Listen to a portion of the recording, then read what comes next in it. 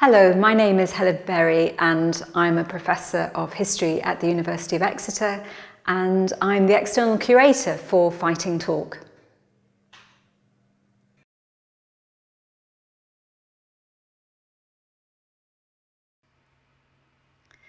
This exhibition tells us about the full humanity of a particular foundling who was born at the end of the 18th century, but it tells us about his inner life as well as his external adventures. So it gives us a new history, a new inroad into the history of the Foundling Hospital and its legacy.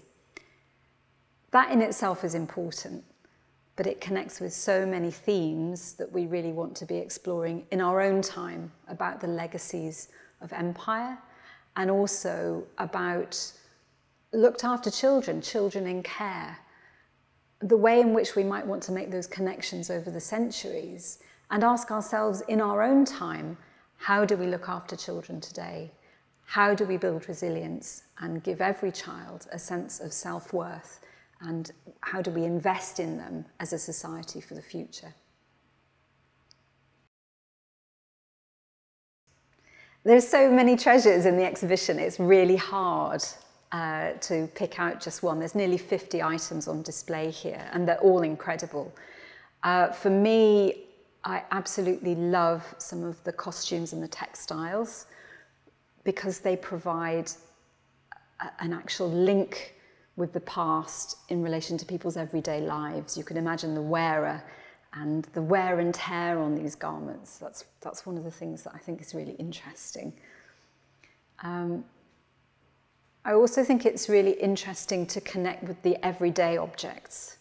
So perhaps this exhibition will make us look harder at some of the big, grand portraits to do with sea battles, and that's great. But it's also the everyday objects that I think will really fascinate people who come to the exhibition.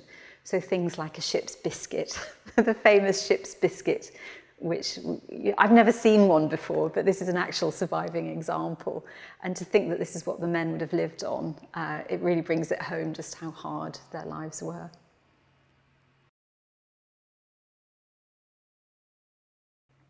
So it's really interesting that George King was not the only foundling to have fought at Trafalgar. So we have in the exhibition some items relating to William South, including a medal and some correspondence which was written from the Foundling Hospital by a nurse to Lady Hamilton, in which it's obvious that Lady Hamilton, the famous mistress of Admiral Lord Nelson himself, took a close personal interest in the fate of William.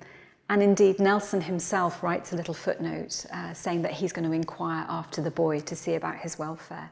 So that's just an incredible link with the famous Admiral himself and his famous mistress.